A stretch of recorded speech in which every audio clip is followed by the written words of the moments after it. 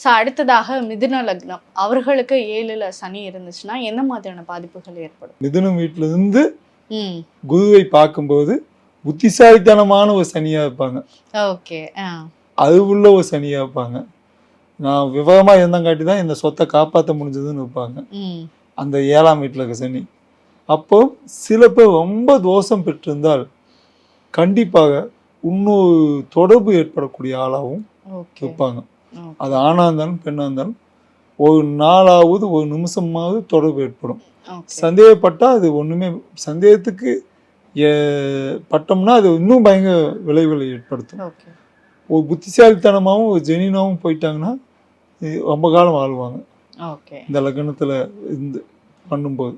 ஏன்னா அந்த சனி அவ்வளோ குருவை ஆசிலேஷன் படுத்தும்.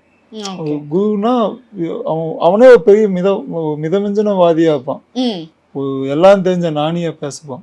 எப்படிப்பட்ட கடவுளை கும்பிடணும் அப்படின்னா ஒரு ஆசிரமம் இருக்கும், இல்லைன்னா ஒரு ஜீவசமாதி இருக்கும், அந்த கோயிலுக்குள்ள ஏதாவது ஒரு ஜீவசமாதி இருக்கும், அந்த மாதிரி இடத்துல போய் கும்பிடணும்.